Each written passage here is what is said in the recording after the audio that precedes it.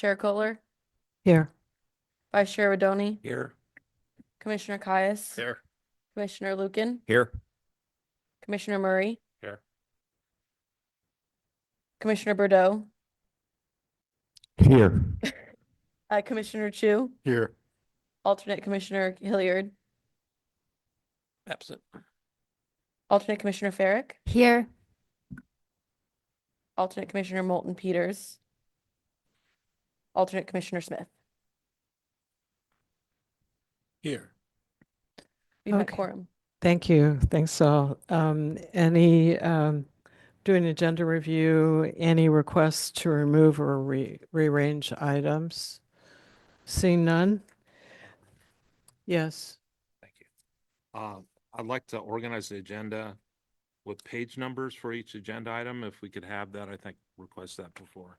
We have a 340-page packet tonight, so it makes it a lot easier on commissioners to have page numbers. Okay, So that you- is not for rearranging the agenda. You can bring that up at the end. And I think you brought that up before, so we can't change it at this point. So at the end, there's commissioner comments. Okay, and on item 8, Paradise Drive and Ranch Road, if there's folks here tonight or anybody who's in attendance tonight. Items 6 through 10 are actually being presented by the districts themselves. So there's no homeowners are going to be present here. It's all the districts. So all 6 through 10 are all one suite of applications. Okay, thanks for the clarification. Thank you, Commissioner Murray. Okay, so I'm going to open it up to public open time. This portion of the meeting is reserved for persons desiring to address the commission on any matter not on the current agenda. All statements that require a response will be referred to staff for reply in writing or will be placed on the commission's agenda for consideration at a later meeting. Speakers are limited to 3 minutes. Do we have anyone in the room who wishes to speak at open time? Seeing none. Do we have anyone on Zoom? No one has raised their hand in Zoom. For those on Zoom, please use the raise hand function and we will call on you if you do raise your hand, but no one has done so. Okay, and I want to remind folks that our attorney Mala is here on Zoom. Thank you. Welcome, Mala. All right, let's move on to the consent calendar. And all items calendared as consent are considered ministerial or non-substantive and subject to a single motion approval. The chair or designee will also consider requests from the commission to pull an item for discussion. Did anyone have anything they wanted to pull? Commissioner Murray? Item 3 and 4. Item 3 and 4. Okay, and let's ask Vice Chair Rodoni, did you have something you wanted to pull? Don't need to pull it, but I wonder if the staff could point out what the change to item 2 was? I think we had to change it. Yeah, the item 2, unfortunately, when I printed out the ratification of payments in the original packet was for the wrong months. And so the new version that was in the supplemental has the correct months in it. Okay, so I'll first ask if there's anyone in the room or on Zoom that has comments on item 1 and 2 of the consent calendar since we're pulling item 3 and 4. Seeing none, anybody on Zoom? No hands are raised. I'm happy to move items 1 and 2. Thank you. Would somebody like to second? Second. Okay, so we have Lucan and Murray. And could you do a roll call vote, please, Madam Clerk? Okay, so all in favor? Aye. Aye. Any opposed? Any abstentions? Okay, that matter passes unanimously. Item 3, Commissioner Murray, did you have some questions? Yeah, thank you, Chair Kohler. This is a bookkeeper and a letter agreement, and just curious, in our packet tonight, item 4 with Ford Point and item 4 with Citygate are in our standard city agreements. So is there insurance concerns or risk protection that's different? Why we don't need a standard agreement with our bookkeeper versus these other vendors? Actually, Commissioner Murray, both agreements that you see are standard agreements that were given to us by BBK. They are template formats we use based on the needs. In Elisa's case, it is a very simple basic service that she provides, so you don't need all that extra stuff in there. So we utilize that contract using the letter agreement. The other agreements we are a little more professional in nature, have a little more in them, so we choose to use the other type of agreement for those. So you're comfortable that we're protected, the insurance provisions aren't the same, or maybe Mala could speak to that. Yeah, I believe they're exactly the same, but Mala? Yes, the insurance provisions are in the letter agreement as well as indemnification, so I think we are protected. Okay, anyone in the room want to comment on item 3? Anyone on Zoom want to comment on item 3? No hands raised. Okay, I would like to entertain a motion for item 3. I'll move it. Okay, Commissioner Murray, second, Commissioner Berto. All in favor? Aye. Aye. Aye. Any opposed? Any abstentions? Okay, that matter passes unanimously. Thank you all. Item 4, authorize the executive officer to enter into agreement with Fort Point for IT support services. Commissioner Murray, did you have some questions? Yeah, just a general question here. If vendors need to have business licenses, and then who's checking our insurance certificates and that they're They provide copies of that to staff, and then we keep it on file in our system. okay, licensing and Yeah, insurance. yeah, all the things that we need. We have a folder in our server that's for each vendor, and we keep all that information. Even the letter agreement, we still need to have that same information. Thank you. Any other questions of staff? Anyone in the room want to comment on item 4? Anyone on Zoom? No one on Actually, Zoom. I had a question for Oh, staff. I'm sorry. Not pertinent to anything, but the Wi-Fi password? Oh, it's on that back table back there. Oh, okay. All right, so I'd like to entertain a motion on item 4. I'll move item 4. Okay, and Second. so we have Commissioner Lucan, second, Chu, and all in favor? Aye. Any abstentions? Any opposed? That matter passes unanimously. Okay, moving on, are we doing item 5 next? The Central Marin Wastewater Municipal Service Review, since we have folks in the room for item 6 through. We have to do item 5 before we can get to any of the applications. All right, okay. So this is item 5 is approval of Central Marin Wastewater Municipal Service Review. And I imagine Deputy Executive Officer Jaron Backholder Seibel. Enough for government work, yeah. Thank you, Madam Chair. So this is a continuation of the item from December 12th meeting. The public comment for this item closed Friday, January 24th. During the public comment time, staff received written comments from Central Marin Sanitation Agency, Ross Valley Sanitary District, Las Colinas Valley Sanitary District, the Marin County Board of Supervisors, and 2 LAFCo commissioners. No member of the public submitted any written comments.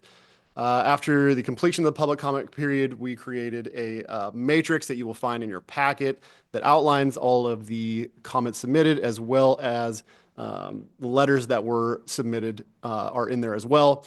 The final draft is being presented to you today is the culmination of a significant number of hours of work. And most importantly, LAFCo staff would like to thank the staffs of all the jurisdictions for the time that they spent in collaborating with us throughout this process. All of them were super helpful throughout. The sphere of influence updates that you will see, all of them are essentially just adding areas of each agency's jurisdiction that were, for some reason, in past years left outside of the sphere, except for in the case of Ross Valley Sanitary District, in which case we are amending their sphere to include a single parcel that's outside of it on San Quentin that has the Caltrans station on it. And then obviously the San Quentin Village Sewer Maintenance District will not be amended. Rather, it will be a formation of that sphere for the first time. And we are forming that as a 0 sphere for the commission to show its intention for this particular district that it should be reorganized and or consolidated. So before the commission this evening, staff's recommendation is to approve the final draft, as well as all of the attached resolutions, the SOI approvals, and the work plan with any amendments as desired by the commission. And with that, I will give it back to you. Just a reminder, folks, when the packet was first sent out, Item B, Resolution 2501 was not in the packet. It was added as a supplement. Additionally, I think there was one change to item D, which was calling the sphere of influence of the Corte Madera Sanitary District 2, and it's Sanitary District 2 of Marin County. And so just reminder, you guys got, or all of you, not you guys, I'm sorry, commissioners, got copies of supplements. And any questions or comments for staff? I just have one that I believe I sent, but I can't remember, and it's really minor. But Katie Rice is no longer on the supervisors, and so I think there's a couple places where we need to substitute in Brian Colbert. Yeah, we can make that edit in the final. And I think the other thing is there were terms, election terms that were in there that need to be updated as well. Yes. Okay, any other comments? All right, okay, Commissioner Murray? Yeah, thanks, Barbara. So, just as a kind of general statement, and also the comments I provided to Claire already, so for the minutes. Can we receive a red line of the changes in the final document? That was one, and then. Can I respond to that before you move on? Yeah. So that's not something that we have ever done for this previously. I'm happy to do it moving forward, but that's kind of the entire reason that we provide you with the matrix. It shows you the comments that were made, what page that may have been made an edit on, and also whether or not we made an edit based on the comment and how we responded to it. So again, if the commission desires, I'm happy to make that change moving forward, but that is the reason that we do that. And if I can jump in on that, I would prefer that we not do that, because if we're doing two versions of the document, that creates an even larger document, which makes even more of a nightmare for our clerk who has to remediate everything. And that's why we provide the matrix, is really to show you, here are the changes. We tell you where the changes are located, so you can very easily go in and look to see what was actually changed in those things. If you want, as a personal side note, like if you just individually want us to send it to you as an individual, as long as it's not a majority of the commissioners asking for it, I'm sure Jaren can share with you a red line version of it. It's really going to cause havoc on a packet in the future if we were to have to provide two versions in the packet. Okay, yeah, that kind of gets to my next one. Are all the comments incorporated in the document or just the comment letters attached? It appears that the final document that we see in tonight's packet has letters inserted. And our process in the past is that each district that has comments or doesn't like our way we formulate data and things, that they could provide their own comments, and those kind of stand alone. So I'm assuming that's what's happening. Yeah, so again, if you look at the matrix that is included in your packet, it will show quite literally every single comment that was submitted and our response to each and every one, whether or not we deemed their comment and or suggested edit should or should not make an edit in the final draft. And it'll say reasoning and everything in there. Yeah, and I want to just reiterate, the matrix is incredibly helpful. And so perhaps you haven't had time to really look at that in detail, but everything is crystal clear in there. So I think that is the way we should handle it. But again, if you want something special for you in the future, we can work on that. No, I don't. So as long as it's everyone's comfortable with a matrix rather than. Sure. I have two other comments in. It looks like Steve wants to. Well, go ahead. I'm in charge, so I can call on Steve when it's his turn. All right. So page 92 in our packet, it's page 53 in this document, reads SRSD would also agree to remit payment to CMSA for an unfunded pension liabilities of transfer employees. Just like to know how, or perhaps hasn't been discussed yet. In the past, it's been property taxes that's shared. So will the city of San Rafael commit to transferring a portion of their property taxes derived from that particular district to go to CMSA JPA for its annexation? That's just a part of their ongoing negotiation that hasn't been finalized yet. Okay, good. Last one, the two sanitary districts serving San Rafael show a population with SRSD at 43,466, San Rafael 29,120, total 72,586. San Rafael's population 59,555 in 2023. This is the largest in the county, with Novato at 51,722. is there any need to reflect any unincorporated areas or islands served and populations within each of the sanitary districts? I'm sorry, I'm not 100% sure what you're asking there. Just so there's a roll-up summary of populations within those populations, because we do look at islands and other areas. Is there a need to show the population breakout in those unincorporated areas or those islands within those sanitary districts? Oh, okay, I get what you're saying. So we are inclusive when we are looking at that city boundary. We are looking at those census tracts and census block groups. So we are inclusive of all of that area within that boundary, The whether or entire not sphere. whether or not they are a part of the city or not. When we're looking at a district that encompasses that entire boundary, whether or not it's incorporated and or unincorporated, we are inclusive of that entire census tract and or block group. So we are getting that full scope. So Jaron, the entire sphere is real focus. Yes. On LAFCO Yes. perspective. Okay, all right, that's it. Thank you very much, Commissioner Berto. And move the mic close because Oh, I don't have that problem. I guess you're from the I got East some Coast. scratch in my voice. No, getting back to the Matrix, I just wanted to shout out staff and say I find the Matrix to be incredibly helpful. I understand everybody has different styles of taking in information, but for me, that I really like it, and certainly wouldn't be in favor of doing anything that increases the burden on staff. Thank you. So with that, I'll open the public. Oh, you had a question? No, go ahead, open public comment. I'll have a I would comment like, afterwards. I'm opening the public hearing. Yeah. So does anyone in the room want to provide comments? Anyone on Zoom? No one online has their hand up. Okay, bringing it back, closing the public hearing. So let me ask a question and then you can raise your hand. Mala, do we need to do these all separate motions or can we do them all together? You can do them all together, I think, presuming it'll be a unanimous vote or the same vote, but yes, you could do them all together. Okay, and Executive Officer Freed? That's what I was going to point out to you, is that you could do this as one motion for the entire suite of items for item number 5. I do want to add, in addition to that, before we move on, that this is the final MSR in this round of MSRs. We completed our first one in October of 2019. So this is 5 years and 4 months after our completion of the first one, considering that we had COVID show up in the middle of our process, being 4 months over the 5-year due date, I would consider a victory. Considering that this is the first time we've ever done every single agency we're supposed to do an MSR for.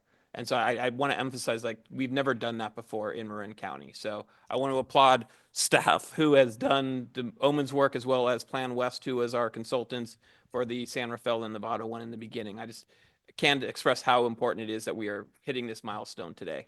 Yeah, excellent. And I think also just moving away from using consultants, which a lot of LAFCOs do, and Jaron taking the lead on all of them pretty much. It's great. It's a great milestone and we appreciate all your work because I'm sure it's been a team effort. So with that, I'd like to entertain a motion. If you make a motion, would you include at the same time items A through G? So who would like to make the motion on Central Marin? I'll move. Okay, can you move the mic closer to you because you speak I- kind of low and I don't Yeah. think you're recording well. It's about 2 inches away, so I'm not quite sure. Okay, go ahead. Is that better? Yeah. Okay. I'll move the item. Okay, you have to move the approval of the Central Marin wastewater municipal service review plus items A through G. Friendly amendment. This is the public hearing, item 5, approval of Central Marin wastewater municipal review. Item A, approve work plan from report. Item B, adopt resolution 25-01, et cetera. Item C, adopt resolution 2502, amending the sphere of influence, the Ross Valley Sanitary District, et cetera. Item D, adopt resolution 25-03, amending the sphere of influence of the Corte Madera Sanitary District Number 2, Marin County, et cetera. Item C, adopt resolution 25-04, amending the sphere of influence of San Rafael Sanitation District, finding exempt from CEQA, strengthen the state CEQA guidelines section, et cetera. Item F, adopt resolution 25-05, establishing the zero sphere of influence, the San Quentin Village Sewer Maintenance District, and finding it exempt from CEQA, et cetera. Item G, adopt resolution 25-06, amending the sphere of influence of the Las Colinas Valley Sanitary District, and finding it exempt from CEQA pursuant to state CEQA guidelines, et cetera. I'll second that. Okay, thank you very much. Excellent. So that was Commissioner Murray and then second Vice Chair Rodoni. All in favor, folks, turn your mics on, please. All in favor? Aye. Aye. Aye. Any opposed? Any abstentions? Seeing none. Unanimous. Excellent work. Okay, so are we taking I may have misunderstood you, 6 through 10 together? No, you're going to have to do each item individually, although I want to give a summary of items 6 through 10 at the beginning, and it'll be a very quick run through once I've done that explanation of what's going on with those applications. Okay, take it away. All right. So in front of you today is a culmination of 3+ years of work. How this originally started was Sanitary District Number 2 had some new staff coming in and was doing some checking on who do they actually serve? Who are their customers? And they were doing a lot of dye testing, going around looking at the maps. They had over 3 pages, if I remember correctly, of foreign parcels. For those that don't know what foreign parcels are, those are parcels that the county does not recognize as being in your district or being within your service territory. And so you put them on the foreign parcel list so that the county can actually charge them, in this case, for sewer services, because that's what this district does. And so they had over 3 pages of this. And they're like, this seems crazy. This seems ludicrous. Why do we have this? And so starting back with Olivia, for those that been around long enough, she actually first started working with Sanitary District 2 to determine which of these parcels are actually, do we recognize as being in your district? Which ones don't we recognize being in your district? And we started working through the process. Many of those parcels, it turned out, were not what I would call LAFCo problems. They weren't something due to our mapping system. Either the county wasn't recognizing it for some reason, or in some cases, the State Board of Equalization never properly had stuff filed with them. And so we were able to work the list down. And so what you have in front of you today are all of the parcels that LAFCo actually has a role to play in fixing that foreign parcel list. I believe when they are done, they're going to be down to like 5 or 6 parcels, going down from 3 pages, which is a ton of work that has been done. In doing this process, we also realized that the boundary line between Ross Valley and Sanitary District 2, there's a bunch of parcels that run along both of them. There's a sewer line that runs for each of them along both of those set of parcels. And when they started doing dye testing, they realized, oh, wait, some of these parcels say that they're in Ross Valley, but their lateral actually goes to Sand 2. And in other cases, the lateral, they're supposed to be doing the opposite of that. And so we went through and worked with both Ross Valley and Sand 2 to figure out who is actually getting service. And instead of disconnecting them and saying, oh, you're in the wrong district, disconnect and put your lateral on the other side, we said it's much easier if we just change the map and make the map show which way the lateral is actually going. In other cases, there were parcels that, Sand 2 realized as they were doing with Ross Valley's help, we're going through and testing, like putting the cameras down the lines and saying, oh, there's a lateral here. We don't show a lateral showing up on our maps being here. So they went and dye tested. And then, so there are parcels that were never in their district that were actually connected to it. And so what you're getting through these applications, items 6 through 10, is a correction to all of those boundary lines, all of this work that's been done, so we can get that foreign parcel list down and actually have a correct and accurate map for Sanitary District 2. Ross Valley is pretty close. There's some other boundaries you probably need to talk with them about around with San Rafael that have not been tested yet. But at least for Sanitary District 2, when we're done with this, I'm going to be able to say with almost 100% certainty that their map is going to be 100% correct. And that is what the goal is today. The reason why you see these in different groups and done in different ways is for 2 reasons. One is the State Board of Equalization charges a fee for every parcel that you annex in. Now, if you have parcels that are touching each other and you do them in one application, they charge you 1 fee, even though there's multiple parcels. So we looked at, well, what's going on here? And in some cases, some of these are very complicated. I will say this is the most complicated application we've had since I've been here. And it shows why we had to send out a for 2 of the items that Claire will get into when she does hers. We had to send updated resolutions because we wanted to make sure that those were absolutely clear what we were doing, where things are moving from one to the other, and in some cases moving from nothing to something. And so Claire will get into what's going on with each of the applications when we do that part of it. But I wanted just to open up with those opening comments. The representatives are welcome to take a seat up at the front dais here if they so desire, and answer any questions you have on the big picture of what's going on. And then Claire will get into the individual applications once you have an understanding of the big picture goal here, assuming you have any questions. Any questions of staff before we go ahead, Commissioner Lucan? Thank you. I can't imagine 6 to 10 years of work, but this is a really good cleanup. I'm curious, what will be the feedback loop with the county once this is all done and recorded to assure that they're getting the right assessments through their property tax? And do we have a way to monitor that or make sure that everything gets buttoned up when this is all said and done? Yes. So what ends up happening, and happens with every application we get, so this isn't just for these. We record with the county. So that we give it, the first thing we do is record with the county. The recorder sends that back to us. We then send to the State Board of Equalization so that they can record it on their side and have all the documents. The State Board of Equalization then sends something back to the county, and the county and them work on the TRAs. And that part is not really LAFCo. We don't really know when. We know that that's occurring, but it's not part of our process. But back in the day, those processes weren't as set in stone as they are today. So this is a lot of these problems we think were really like 20, 30, 40 years ago type setups, and not necessarily things that occurred in the recent history. And so I'm fairly confident that with today's system that's in place, that all of these things do get properly captured, as long as we're recording it and giving it to the county, which we do. I will say my predecessor did not do that with all of his applications, but we do it with all of ours. And we've actually corrected the errors that were done prior to me being here. Gotcha. So I thank you for that. I know it might not be directly within our purview, but given that it's taken so much time to get to this point, and I don't know how long it's going to take for all of those agencies to do all of their work, some sort of check and balance 6 months to 12 months from now to ensure it all got sorted in the county. And I'm happy to, reach out to the right person, but I would hate for all of this work to still, not get fully updated in the system. Yeah, no, I agree with you, and I trust me when I say Fernando over there will be the first one to call me up when they get the form parcel list is done once a year. So the next one will be updated. I think it's in December is when those things get updated. So in December, when they get that form parcel list and they're looking at it saying, wait, we did these 5 applications, we'll know if they're not done correctly and recorded in the system So properly. there's already a built-in check. Yeah, there'll be a built-in, and trust me, the staff for the district is going to let us know if something wasn't recorded correctly. Sounds good. All right. Thank you so much. Yep. So I want to open it up to participants. Now, we don't have mics at that table.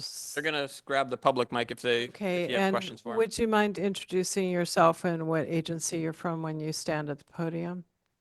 I don't know who's first. Just go in the order you're sitting there. Fernanda Stefanik from Sanitary District Number 2, Cord Madera. I'm Steve Moore, General Manager, Ross Valley Sanitary District.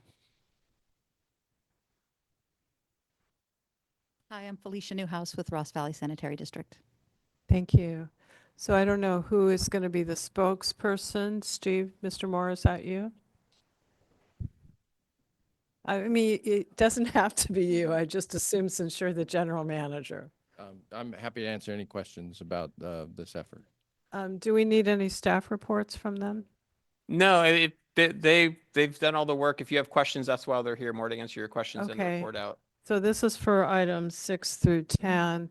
Do any of the commissioners have questions for Mr. Moore, Commissioner Murray? And then I'll get to Vice Chair Rodoni. So I'll just kind of summarize the comments, but thank you, Steve and staff, for being here, and good to see a level of effort here and getting the boundaries cleared up. And I know we've done great work on prior efforts with Murray Park and other items, but how did it work out where Sanitary District Number 2 is the lead and the applicant? Perhaps because you had the most issues with the form parcels? I'm just curious how this came about in terms of working together. Yeah, I think, well, they certainly provided leadership in getting things started, but it was a joint effort, equal interest of both agencies to perfect the boundary.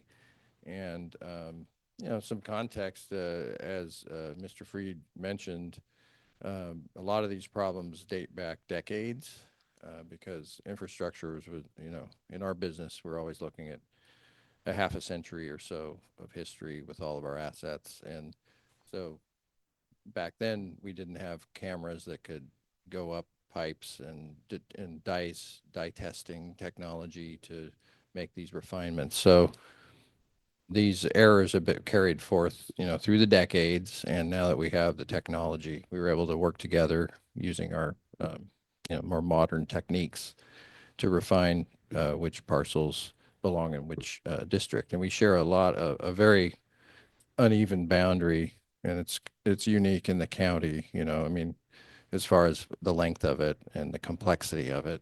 There are other like it, but not quite like it. So it was painstaking, but a partnership. But we do thank SD2 for kicking things off because they were also interested in solving issues on their southern boundary. That's great. I remember I was at Redwood High when Rivera Circle and that whole area was developed. So I imagine since it's basically kind of Bay Fill in that area that there might have been some real questions of how it was served then. So appreciate this huge effort in the 5 years plus that folks have been working on it, staff and also each of the sanitation district. Thank you. Yeah, and we're interested in this, on all aspects of the boundaries, just for proper governance and oversight. And that's where our comments on the MSR came in, as far as we've heard LAFCo's direction on San Quentin Village Sewer Maintenance District. And, our response was yes, but let's maybe think about creating an island versus, a peninsula. And so we're working with LAFCO staff to do an annexation, not just of the San Quentin Village parcel, but the whole sphere of influence. Thank you.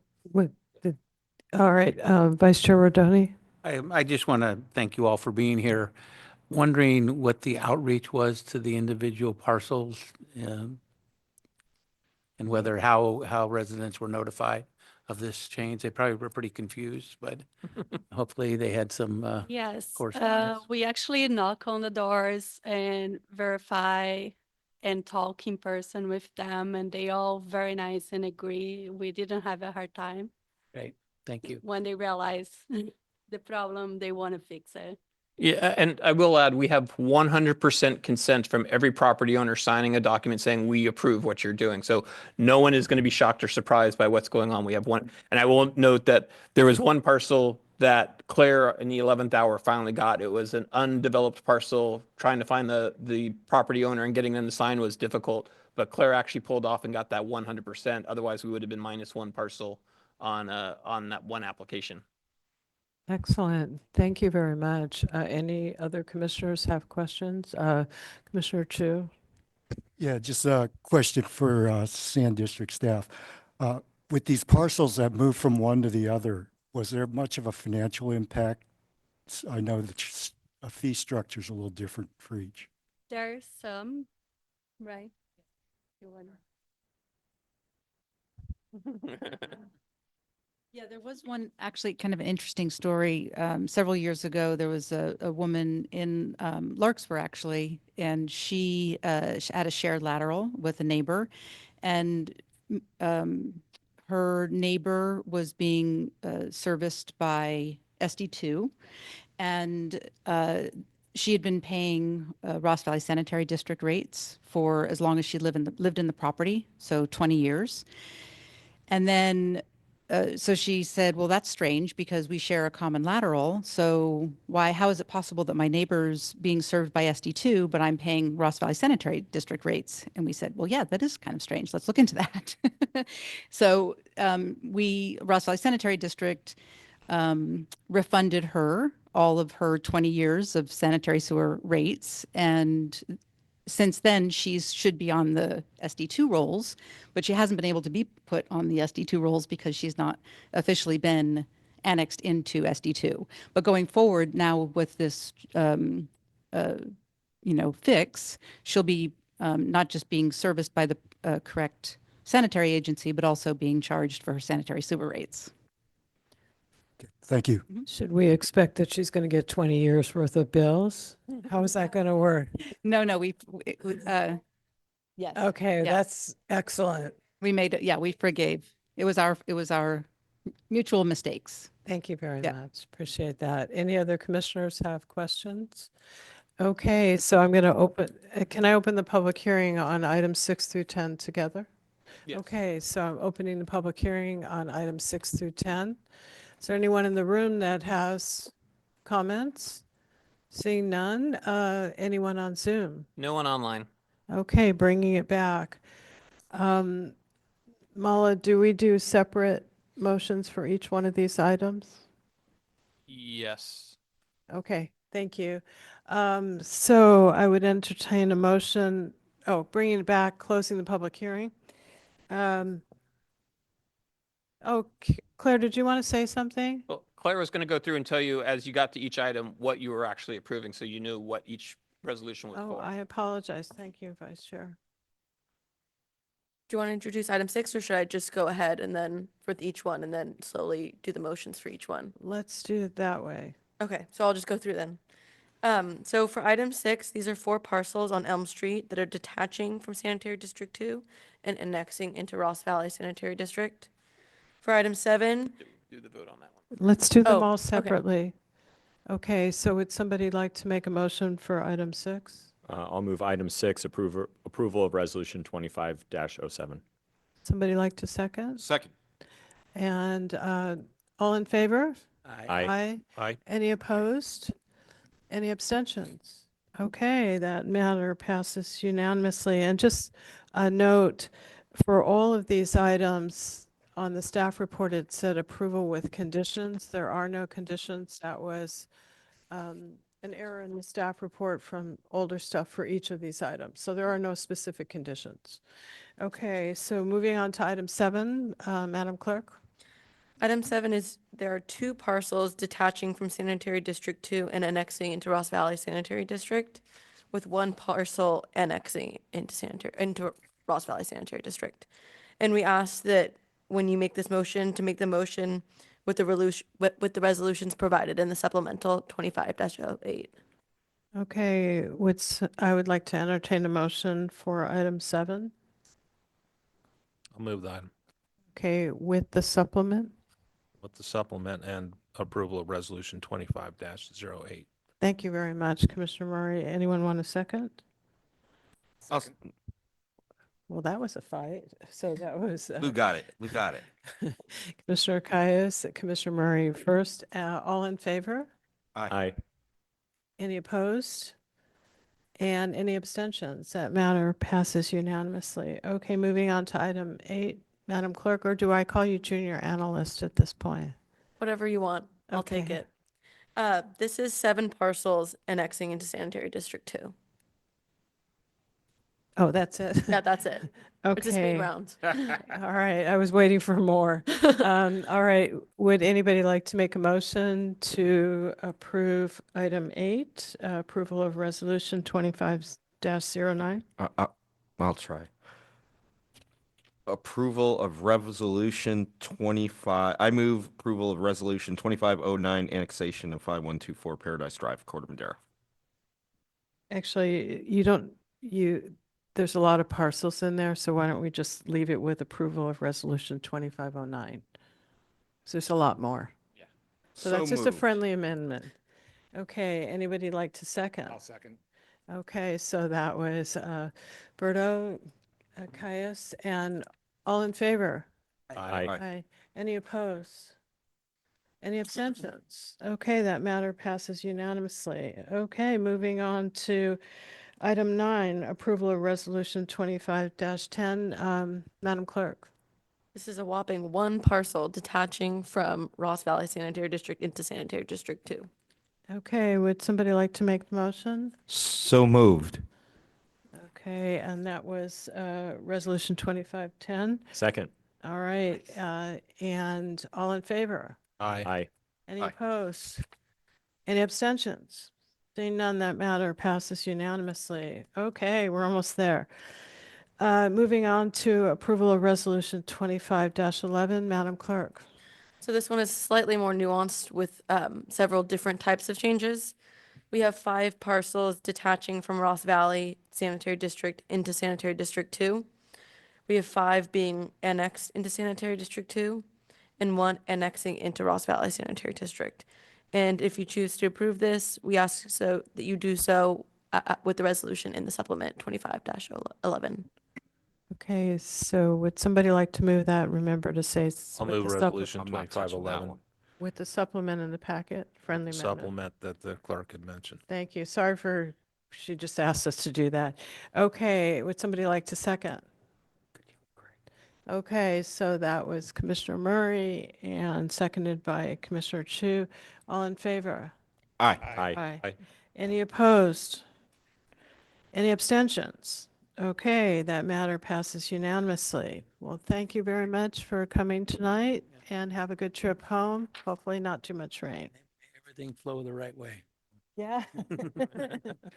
All right, and then item 11 is continuation of the public hearing for annexation of State of California Firing Range, unincorporated Marin County 018-152-12 into Ross Valley Sanitary District LAFCO file 1388 with waiver of notice hearing and protest proceedings.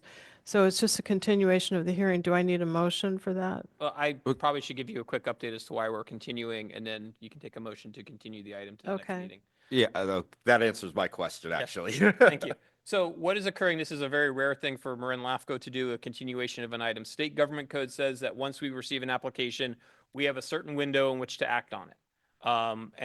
And by acting on it, taking a continuation is enacting on it. What transpired with this particular one is they submitted a map and legal description to us. Claire and I are not experts on how to read map and legal descriptions, so we always give it to the county surveyor's office, and they do an amazing job in helping us know, is this the correct map and legal? They came back to us and said, there's a problem with this map and legal. The original one that was submitted to us, it is only for the buildings that are being built there and not for the entire parcel. We're not supposed to annex part of a parcel. We're supposed to annex the entire parcel. So we went back to the state and said, can you please update this map so it's the entire parcel, not just this small section? Unfortunately, the state took a lot longer than anyone else has ever taken to get those corrections to us. They have this week actually submitted the new map and legal to us, and the county surveyor's office is currently reviewing that map and legal. So hopefully this time they got it correct, and at our April meeting, we will have a application ready to move forward. So that is why today we're asking you to continue this matter to our next meeting in April. Okay, any questions of staff? Commissioner Murray? Executive Officer, just a few general questions. Who is the applicant to build The state. homes? So state's going to remove their firing range and build upwards of 250 housing units there? That is my plan. understanding, yes. Okay, and is there a relocation site for the firing range I that don't believe serves they're the planning to state do a prison, fire, or- I don't think they're planning to do any more firing range stuff right next to the prison. Yeah, okay. Sounds like Steve knows some things. I just know what staff Yeah. prepared for us and appreciate the work. But my first question was going to be, and you answered it, which is, have they gotten the revised maps to us? They have this week. What's generally the turnaround time from when you send it to the county and getting it back from them? They generally are pretty quick about it. It normally takes them a week or two to do the review and get it back to us. So we should have it back, easily before the end of the month. And if there's any minor fixes that need to be done, hopefully the state has learned.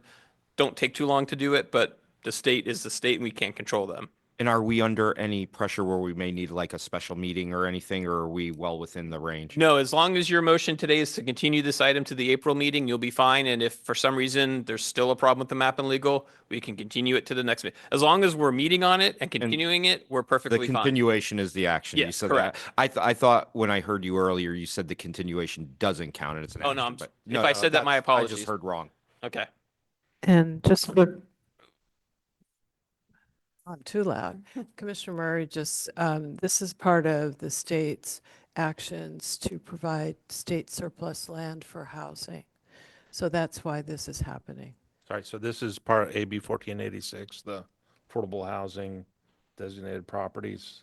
No, it's part of the state's executive order from Governor Newsom to make state surplus properties available for any kind of housing. AB 1486. And also, it's going to be two different types of housing. So Okay. it's going to be a good project. Yeah, so, I'm sorry, so it's within the state, not within City of Larkspur, other housing It's developments? in unincorporated Marin County is where it's right on the boundary of it, but it's in unincorporated Marin. Oh, got it, thanks. All right. So can I get a motion to continue the public hearing? So moved. Anyone want? Second. So Berto, Rodoni, all in favor? Aye. Aye. Any opposed? Any abstentions? Okay, seeing none, that matter passes unanimously. So it looks like our guests are taking off. Thank you very much. Thanks. All right, moving on to business items, discussion on Cal LAFCo, item 12. All right, so item 12 is a continuation of the discussions that we've had in the past about the ongoing work of Cal LAFCo. In the last meeting, I will quickly highlight, we mentioned that San Bernardino County LAFCO has said they're leaving Cal LAFCO. Both Orange and San Diego LAFCO said that they were thinking about it, and that there are several others that hadn't officially announced anything, but were reviewing the situation. What has transpired since there's a rather lengthy staff memo, so I'm going to leave that for you to have already read, hopefully. What I'm going to pick up on is what has occurred since I wrote that staff memo, and there's actually been quite a bit that has occurred. What has occurred last Friday was the Cal LAFCO board held a special meeting. The executive officers, through our regional executive officer system, drafted a bunch of amendments and changes to the Cal LAFCO structure, how it operates, how it functions, based off of that December letter that you had in the last packet, that is in your packet. That describes a whole list of things that we felt needed to be done in order to try and fix and repair Cal LAFCO to make it a well-functioning, well-meaning, well-purposed organization. And Cal LAFCO board voted 8-3 to approve that sweeping package, unamended, unchanged. There's still some work that has to be done on it. Some of the items will require a full membership vote, and that normally occurs at the conference, but they have committed to try and find a date earlier than the conference. They're looking at, they normally do a workshop or a retreat for the board. They're looking to do a vote during that, so membership will be able to attend and vote on that at the March retreat. Is the current goal. That hasn't been finalized because legal counsel is still working on a few things for them. But what has also transpired is last week, San Diego announced that they are officially leaving even before the Cal LAFCO board met. They made the decision to leave. I understand, and I have not heard this formally from LA LAFCO, but earlier this week, LA LAFCO voted to leave. And it is my understanding that Orange County LAFCO meets next week, and it's their staff report is suggesting that they also leave Cal LAFCO. That right now is the end of folks leaving Cal LAFCO as far as I know. There's a couple of other LAFCOs that have been on the fence, and I've been talking with their EOs. I've been actually talking with a lot of EOs to try and figure out, one, what is everyone else doing? Because there does come a point where if too many LAFCOs leave, how functional and how operational and how good is Cal LAFCO for Marin? Having everyone together is a very strong argument. Having a third of the people or half of the people leave weakens the argument to stay within Cal LAFCO. Where I am personally at right now, and I want to sway you a little bit, but I also want you to be making the decisions for yourself as to what to do, is that we should stay within Cal LAFCO for another year. I think those sweeping measures are a good key sign of what the board is looking at. Like I said, there were 3 members who voted against it. Unfortunately, 2 of them are our region's representatives on the board, and we can have a discussion about that at another time about what that means for us here. But I would say that Cal LAFCO is looking to try and fix itself. One of the other things that it has done is, those of you that have been around a while may remember Pamela Miller, who is the former executive director for Cal LAFCO, has agreed to come back on a temporary basis to, what she actually does is a consultant to help organizations reorganize themselves. And so she has agreed to come back and help Cal LAFCO figure out what's gone wrong in the last 3 years since she left, what has transpired, and how do we fix it. So she has agreed to come back on board and help them through that part of the process. She's not going to be the executive director. That is actually going to be on the interim basis while they go out and look to hire someone new, is going to be Jose, who is the executive officer for Sacramento LAFCO. It made the most sense. Cal LAFCO's office is located in Sacramento.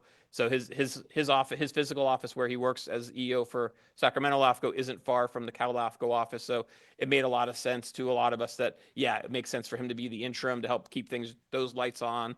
So he's going to be juggling two things at the same time, which I do not envy him for. And I'm very appreciative that he's actually agreed to take those on because I think he will do a lot of good work. That this does, however, does not mean that I think everything is fixed and perfect in Cal LAFCO. I think that there are still some issues that need to be resolved. And in my staff memo, I leave you with a few items. The main two I would say at this point that we need to look at is the regional makeup of Cal LAFCO. You know, if all four of the LAFCOs I mentioned are all part of the Southern region, there's only 6 members of the Southern region as it sits today. So now you're going to knock that down to 2. So 2 LAFCOs are going to have a quarter of the Cal LAFCO board of director seats. That to me seems a little inappropriate. I think most of the members of the Cal LAFCO board see that and understand that, and how to fix that is not an easy thing to do. But I think are going to they're going to understand that there's discussions that need to occur on that. The other item is the budget. Cal LAFCO, as I noted in the staff memo, has actually right now a pretty healthy reserve amount sitting around that they can use. So for a year, if we lose 4 LAFCOs, even if they're 4 large LAFCOs, 4 important LAFCOs, they can weather a year with their budget. The question is going to be what occurs in year 2 if they continue to stay out. That becomes a very key and critical issue. So while I'm telling you today we should stay in Cal LAFCO probably for another year, unless we see more dominoes fall, more LAFCOs decide to leave. If the dominoes have stopped falling at this point, if the 4 is that it, I think Cal LAFCO is still a healthy organization and we should remain a part of it. With the understanding that probably this time next year, we'll be having a discussion about have they worked on all the things that they said they were going to work on? Have they actually amended everything? Has everything been changed? What does that following year's budget look like? Are we going to see all of our dues go up because we lost 4 large members? Or do they figure out a way to rework their budget and their organization in a way that keeps our dues at a level that's reasonable for us? That was going to be my question is I would expect that if groups, particularly bigger ones, are leaving, that the dues are going to go up. Yes, the one thing to keep in mind is Cal LAFCO has a cap on how much any one agency pays or any one LAFCO pays. Mhm. And so, yes, you have 4 very large LAFCOs leaving, but they pay the same amount that San Francisco pays. They pay the same amount that Alameda pays. So it's like, it's not like they're the only ones and that they're sucking a good bit of money out. Don't get me wrong, but it's not like Cal LAFCO can't figure out how to recover from that if it puts its head in the right place. And I will be blunt. I had a conversation with Commissioner Chu earlier and was trying to encourage him to perhaps run for the Cal LAFCO board because they could use someone like his mind on budgets, figuring out how to solve these problems with them. So my other question would be, and this is probably more for staff than the board, but you're recommending we stay in for another year. But what do you really see as the benefit, right? Is it the advocacy and lobbying, and has that been beneficial for us relative to the dues we pay? And what other benefits do you see? And I know they have the conference, which is Yeah. helpful, but in terms of best practices and stuff, I think you do and staff does a really good job of reaching out to other LAFCOs and say, hey, how are you guys doing this or whatever, which, once a year conference and maybe some lobby and support that I don't know how effective it is. I haven't really gotten a sense. So I defer to kind of you on that. I would say the biggest thing that Marin LAFCO itself gets is the legislative committee and the work that it does, because it goes through all of the bills in Sacramento. If we had to do that on our own, or even if we said, hey, Cal LAFCO doesn't exist and we went and found a few other LAFCOs to work with, there's still a lot of individual staff time that would need to be go through that. And then we would have to go out and find our own lobbyist to hire in Sacramento to help us figure out when that process is going, because there's no way that the 3 of us could really do that and actually do everything else that we do. So the legislative side, I would say, is the most important and still remains in place. Even if we lose the 4 Southern LAFCOs, you still have all of the other LAFCOs working together as a team to figure that out. So I do view that as a very high value to us. And that with that is take LA for example, who left. Are they saying like we don't see the benefit because we're a big city, we have our own legislative analyst department, and we're not really getting much benefit because of that? Yeah, so I guess I'll get into the weeds of the Southern region has kind of always acted in its own cliquey interests. And I have a lot of respect for the EOs that are down there. I don't want this to be a negative if they ever hear this for me to think anything negative of them. But as an example, a few years ago, they worked together and they put together an RFP to get audit services done. And we kind of trailed behind them and hired the firm that they did when we were looking for stuff. And then we needed to go out and do a new bid because the audit contract had ended. It was a multi-year contract.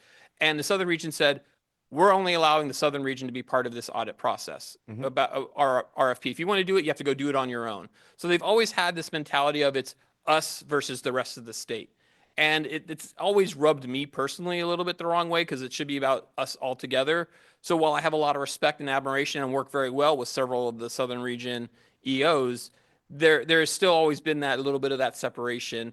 And, you know, having them be part of the organization is important. I would love to see us figure out how to bring them back. That's one of the things that the executive board approved in the EOs is they created a committee that's going to go and have discussions with those LAFCOs that choose to leave about how do we bring you back in because it's important. But at the end of the day, they're not the end all be all. There's still, 50 plus LAFCOs that are all still working together to figure out what makes the most sense. And I will remind you that we had a very touchy piece of legislation that went through. I remember Chair Kohler actually called our former commissioner, who's now a state assembly member, about trying to get a bill passed that San Diego LAFCO had caused to be written. And so we ended up having to spend some of our political capital to try and help them out at the end of the day. And so I'm not very happy that they're choosing to leave because we just helped them out last year. Well, and that's my other thing is like, how many bills are coming out of Sacramento that directly affect LAFCO, and is it worthwhile? Jaron, can you answer that better than I can? I would say around 30 to 50 a year. Not that many. So yeah, uh, you're right. The total that ultimately impact, I would say it's the sorting through every single one to find the ones that we are sure like, hey, these are going to impact us on some level. Again, I think that dedication of staff time, now whether or not we have been impacted by the lobbyists in creating our own legislation, I can only think of a single instance of that. But we are all collaborative in giving ideas each year. And I think that's a big piece of the legislative committee is the collaboration of the minds there, hearing the ideas of, hey, what do you think needs to change right now? And does it have enough of a footing to actually get through in a full bill? And I would add, while it's 30 to 50 or the number, some of those are what's referred to as gut and amend, where it's in the state legislature. And for those that aren't aware of that, it's the process of where something goes through and then all of a sudden, right before a key vote, it's completely changed.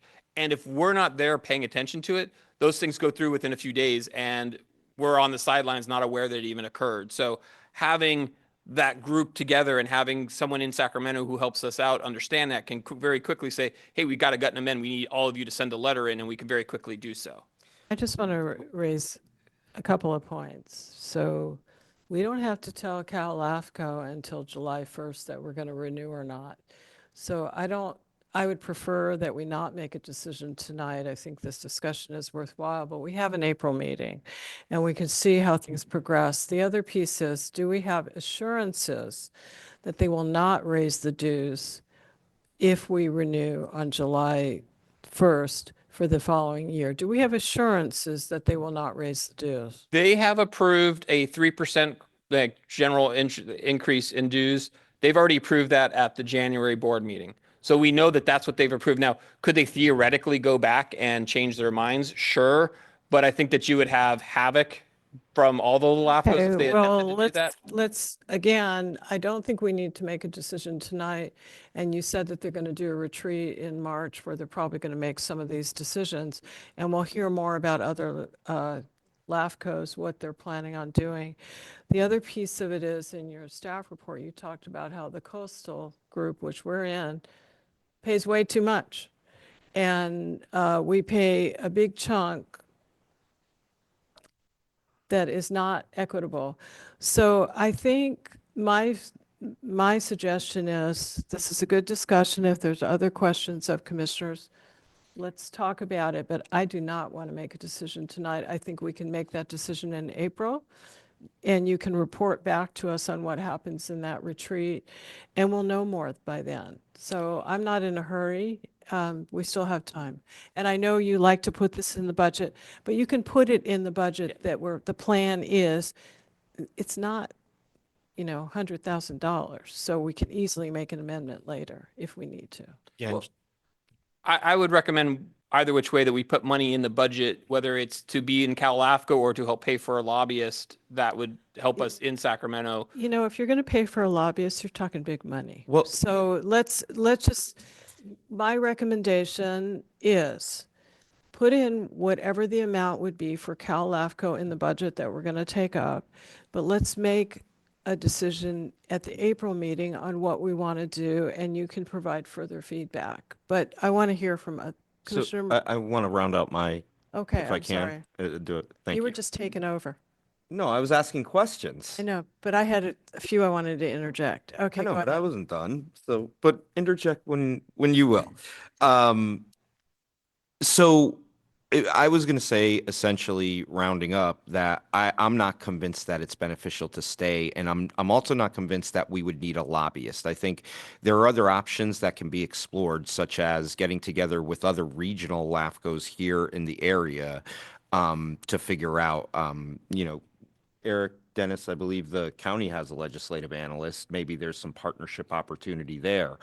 I don't think we need a full-on lobbyist because, again, if we're talking about 30 bills, I know that sounds big for a LAFCO, but that's not a lot of bills to review. It's just having the mechanism in place to be able to, understand how to look for those bills. And when it comes time lobbying, I mean, I know a lot of us are very, have connections in Sacramento, and not just with our own Marin people, but with other legislators as well. So I'm not sure that that's something we really need. And I don't find it a compelling argument to stay in LAFCO. I'm not saying we should leave, but I agree with what Chair Kohler said, which is I don't think we need to make action tonight. I'd like to kind of ruminate on this a little longer. I think just one piece is that we're focusing on the legislative aspect just because that's kind of staring at us in the face. I've been on the legislative committee. There's very few bills that really come down. But I think there's a little bit more that has not been spoken about. The collaboration between the various LAFCOs through Cal LAFCO is helpful. There's things that we have done, some of which maybe before you were on, where we have shared services with the executive officer for Santa Cruz. It just facilitates that. So I want to hear from, I think Commissioner Lucan had some questions or comments. Not some questions, just some comments.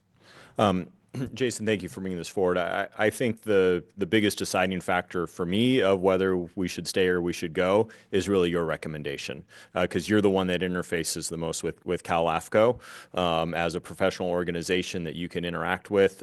So I'm fine if we don't make the decision tonight, but I do think we really need to listen to our executive officer on this, because if it's beneficial for him as an executive officer in the organization to give it another year, then I give a lot of deference to that. We want to support you however we can. So fine if we don't decide tonight, but that weighs heavily on me of how I would vote. Alternate Commissioner Smith? Yeah, I guess I have a similar feelings as Eric does. If this organization's been around for 50 years, it clearly provides a lot of service in coordinating all the LAFCOs. And they've obviously recognized that there's some problems and they're trying to fix them. It seems like quitting now wouldn't make any sense. It would maybe make sense to quit next year, since the fees are going to be the same, see how it plays out. I mean, it seems a little precipitous to leave. I think all the services they provide in combination must be valuable, for they've been around for all 50 years. And it just seems like the last 3 years, they kind of gone off the rails. That seems like a fixable problem. But let's see. Yeah, But they've taken steps, so and I think I think some patience would make some sense. bringing back the prior executive officer or executive director who did a great job to help sort things out is a positive step. Other folks? Okay. Commissioner Chu. Yeah, I would agree with what Roger just said. I mean, we need to give them a chance. If it looks like they're taking corrective action, the benefits at this point seem to outweigh trying to take the jump on our own. I think one of the things that would be helpful for us, even if, it's not an immediate decision regarding the budgeting, we already know what amount of money is going out. If they have a flat budget plus the 3%, you can do the simple math on that using the current ratios to try and figure out, okay, what's our increase going to be? Well, Or, I can help you with that. yeah, the way they do their budget is what I consider a little awkward, to be blunt about it. They first figure out how much dues can we collect, and then they figure out a budget to fit within those dues. So it's not the way I would ever do a budget. I would actually want to know what do we actually need the money for, and then we figure out how we collect that much. But they've been doing it the opposite. That's why you'll see it in my staff report. One of the things first off, let me just say, I have zero problem not making a decision tonight and waiting until the April meeting. I think that's a perfectly acceptable solution to what's being requested. What I would suggest we do is send a letter to them, have myself and Jaren can work with me on sending a letter to them on what are we looking out of them? Like thanking them for what they did at the February meeting would be the starter of that. And then saying, hey, we have some concerns around budget, which is what I mentioned in the staff report. We have some concerns around the regional makeup, which something Chair Kohler had mentioned as well. Like address those two big issues and say, this is what we're going to be looking at, and how you resolve these issues over the course of the next year is what's going to really make a decision about, or how you're approaching these and what plans you've put in place is what's going to help us make our final decision on, do we stay for this year and what do we do, moving forward into the future. And I think that will be a positive message. We can do it in a positive way that helps them understand we're happy that you're moving in the right direction. There's still more work to be done, and we want to see what work you're doing over the next 2 months while we are making a decision on what we want to do in the long run. Yeah, I think ultimately, even if everybody else who stays absorbs the difference between the LAFCOs that have left, it's still going to cost us less than trying to each do it on our own. Well, I think we want assurance that it's not going to change for this year, coming year, which is what, other than the 3%. So then we would just want that assurance, and I would just make that clear in the letter. I agree with Commissioner Lucan and as well as alternate Commissioner Smith. I have worked, for example, with CAPCOA, which is over the 35 air districts, independent air districts in the state. CARB is not over them. So having an organization to go to collaborate on a variety of things. And I think we focused a little too much on the legislative aspect because that was the thing that sort of slammed people wrong a couple of months ago. So I think having that collaboration is definitely worth talking more about. And maybe when you come back in April and give us a report, why don't you talk more about some of the collaboration that we've done? Because I worked cleaning up hazardous waste sites. We had a national organization for all states to work together.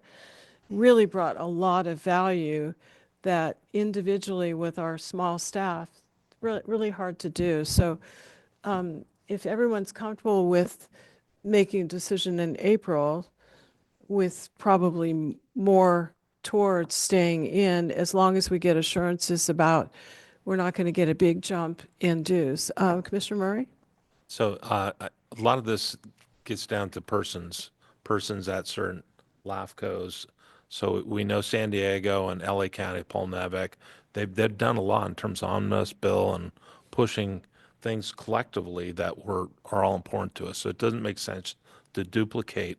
So it's really good to hear that there's been a change at the top. The EO's switched out. Pam Miller from Yolo County is coming back. I would really like to hear through Jason what Pam's suggestions are. And I think that might help us make a decision through our REO and where we're going, if it's going to be a NorCal, SoCal thing, or but keep each of our coastal area together, or how that's going to work out. I think Pam is very experienced, and she hopefully could cut to this pretty quickly. Yeah, they just hired her on last Friday, so she doesn't have a full game plan put in place just yet. That's quite a quick turnaround to do so. But from what I understand, the work that she's going to be doing is working with the board to help them get back to the collaborative nature that they used to have in the previous days before the last executive director was in there, when she was around, like, get them back to that. Look at, like, how do they reorganize themselves in a way that makes sense for what's going on? What are all these issues that are going on? Working, she will, from what I understand, will potentially be going out and talking to executive officers and to LAFCOs to find out what's going on, what are your issues, how do we need to address them, and bring that all back as a strategy plan to give to the board. So that's one of those things that takes time to do, which is, and I agree, we don't need to make a decision today, but should we decide to stay, that would be part of what we would be part of, is helping work with Pamela and the board, the executive board for Cal LAFCO, or actually the full board for the Cal LAFCO, of actually trying to figuring out how to make things work and function correctly. And I will just say, to try and wrap up, at least to make sure that what I'm looking for today is some guidance. Do you want staff to write a letter with what we've talked about here today, letting them know we want assurances on budget, we want to know how you're doing on regional makeup, and that we're trying to understand what your future plans are for the next year, so we have an understanding of what to expect out of Cal LAFCO. I think one of the things reading through the letters from each of the LAFCOs that have now left is the insular nature of what it was at Cal LAFCO in Sacramento. And so the communication, hopefully Pam really keys in on that. And I believe that's why the southern LAFCOs are left or thinking about leaving, is how to improve that. And Pam seemed to run a pretty good ship when she was there. Yep. I have a quick question. Because I don't recall the fees, we've been having a lot of discussion about fees, like it's a big deal. What % of our budget is the fee to Cal LAFCO? Is it that I big? can't give you %, but it's about $5,000, I think, is what we pay to Cal LAFCO. And our budget is? About 600. So we're not, I mean, even if it goes up 20%, who cares? Well, I think you have direction to write the letter and work with Sharon on that. So it's very, you know, just key points, not a lot of detail, I think would be really good just to get our points across, and appreciate everyone's feedback tonight. Oh, alternate Commissioner Barak, is that how you pronounce your name? Yes, thank you so much. And then too, I think it would be helpful to get kind of a run of the strategic planning retreat they have on the 20th and 21st. And then they do have their staff 3-day session. So I think getting like the action items from that would be helpful, and that would help inform our decision as well. Yeah, no, I will definitely report back at the April meeting what transpired. Jaren is going to be going to the retreat. Unfortunately, I have a personal appointment in San Francisco that I cannot reschedule, unfortunately, on that Thursday. So Jaren's going to go and represent Marin LAFCo at the retreat for us. And the staff workshop is I can sit down and talk to you separately. That's a completely different issue of where they just have all of us get together and just talk about how we do things, give our best practices, and have discussions about what's transpiring in the LAFCO world. It's kind of like any other conference you go to, but it's just focused on our nuanced little world. Thank you. Okay, so I think we've closed this matter out. Thanks, everyone, for your feedback. All right, let's move on to. Madam Chair, while I realize we have no members of the public present, do you want to ask for public comment? Oh, is there any public comment on this matter? Not seeing no one in the room. Is there anyone on Zoom? There's no one on Zoom.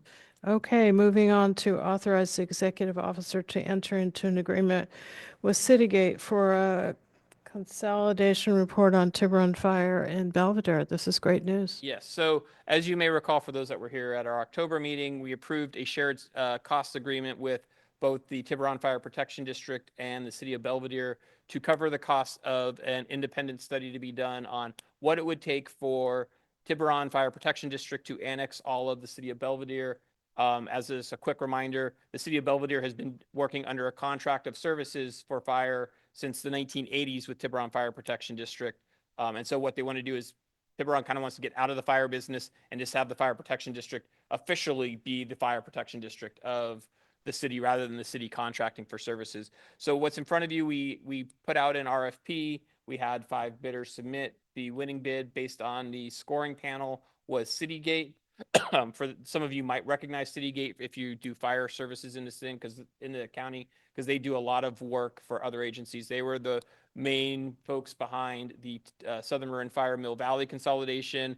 I know they just did some work on the paramedics districts over in the Central Marin area. So they have a lot of knowledge and experience of fire services in Marin County. So I'm very excited to have them be the winner.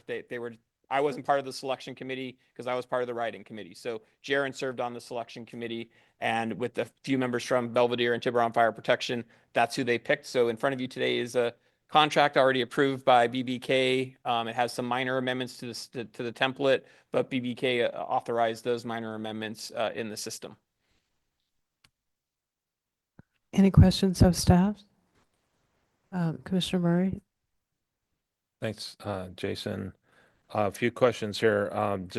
It said along with some other matters that Tiburon Fire Protection working with City of Belvedere on the boundary.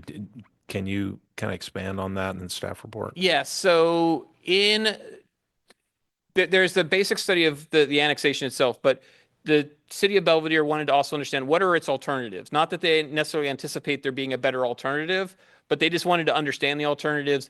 And then Tiburon Fire, in all honesty, has a couple of side questions that had nothing to do with the annexation, but they were just more fire-related questions. And they figured, since we've already got someone coming in and doing all the bulk of this work, it'll be a lot cheaper for us to hire that same company to do those things. And to be honest with you, I could probably go into their thing and tell you what they are, but I wouldn't understand what they are because they're really fire-related, and that's not my area of expertise.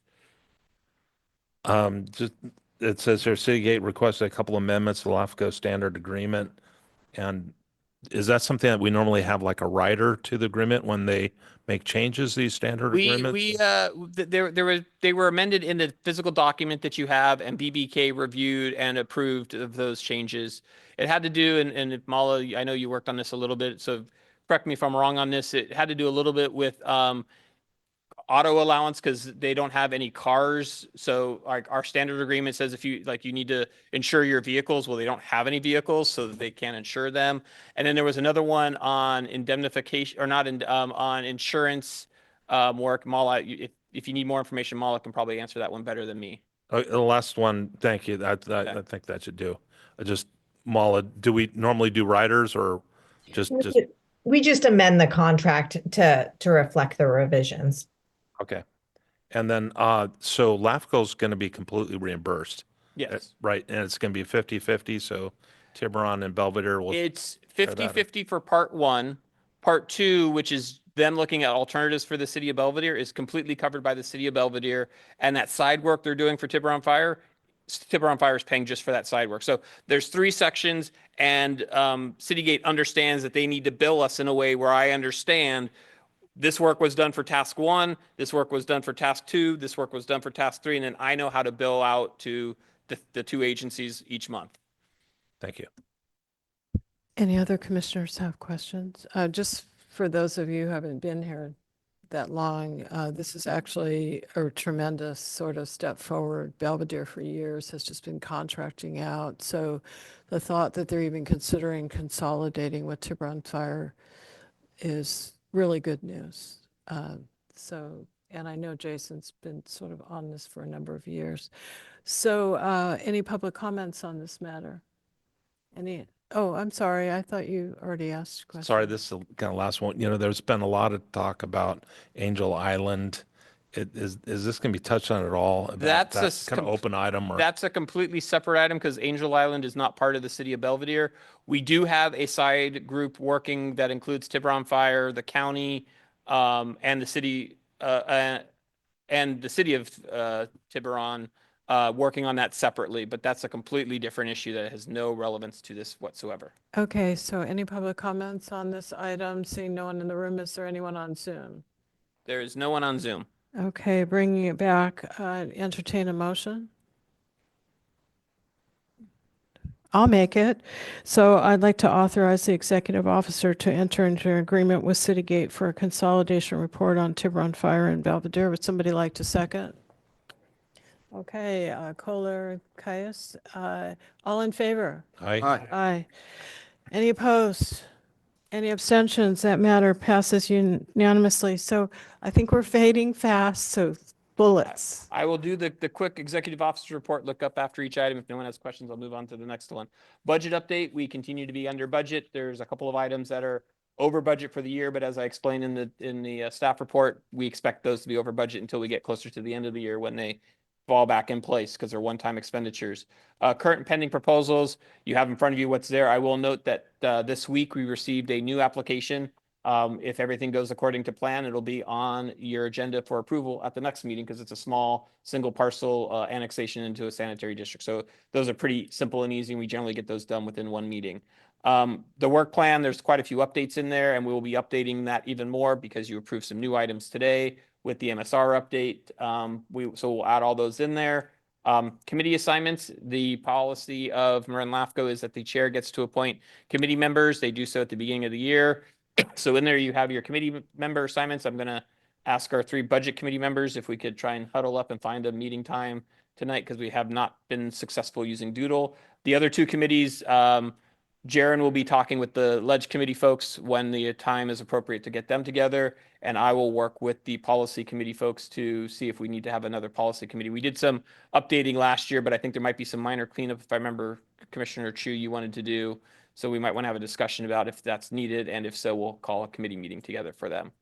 And with that, those are all the items on the agenda. I will simply add, don't forget when you're doing your Form 700s, to those of you that are in elected office, that there's a spot that you can put Marin LAFCo on. If you do that, and you file it with your home agency, we do not get need a copy. You're welcome to submit it to us if you so desire, but we don't physically need the copy. And those of you, everyone has to do AB 1234 training every 2 years. Claire is going to be looking to see who's up and who's not up. I know staff is all up this year. But if you are up this year and need to do your AB 1234 training, whenever you do it with your home agency, just get us a copy of the certificate and that works for us. For our 2 public members, we'll check to see if you're up this year or when you did it last, and we'll be in contact with you on how to do it if you need to do it this year. And that is Okay. all I have. And I know, moving on to commissioner announcements and requests, Commissioner Murray was interested in having page numbers on the packet. Is that something we? There is a problem, and I'll yield to Claire a little bit on this about when you do that and how the document gets remediated can cause some problems. But Claire, do you know how to put page numbers through the entire packet? I mean, one of the biggest things would be I wouldn't know what the page numbers are until I compile the whole document. So I would almost have to like separate the document in or pull out the agenda and do the whole process. It's not impossible. So are you just specifically asking for the page numbers on the agenda? Yeah, it could even be handwritten. And so, for instance, like in tonight's, we have 340 pages. If we wanted to get to, say, page 197, second paragraph, we're all on the same page. There's not people kind of left out, even though they have the packet. And that would be helpful. I will say that not everybody uses the full packet the way you do. I know some of the commissioners pull individual items and look at them as individual documents. That's why in Dropbox, you see it in 2 different formats. So even if you were to come into the meeting and say page 197 of the packet, that's not going to mean something to one of the commissioners who is pulling the individual items out and looking at them individually. So I get what you're going with that. I'm not sure it's going to solve the problem, however, based on how everyone does it. Sorry, I'll try my best for the next one. And if it is too difficult, I'll let you know. Yeah, I in think advance. most of us are reading the packet online through Dropbox, and so we're not looking at, a big swath and going to a certain page, but sounds like Claire will see what she can do. Okay. Oh, I'm sorry, Rachel. Yeah, I just wanted to say thank you so much for the chair and vice chair and the rest of the commissioners for being so welcoming. And then special thanks to Jason for the orientation. That's it. Great. He always does a great job on that, and we're really happy to have you. Oh, okay, go I ahead. thought Rachel might mention this on the page number. Oh, whoops. I thought Rachel might mention this on the page number thing. I know from my experience in the Novato City Council, one of the things the clerk would do is after the packet is done, would superimpose like a red number that would go all throughout the packet. It was kind of like the last step that was done. So you could reach out to the clerk in Novato. They might tell you the process they do for that. And then, you could refer to, if you have page numbers within smaller ones, there's always that big one that encompasses the entire packet. Thank you. Other commissioner announcements and requests? Seeing none. Oh my God. We are adjourned to the next meeting, which will be April 11th. and it'll be here, and it's 8 o'clock. So this was a long one, but we did get some good work done. Thank you all very much for participating. Welcome.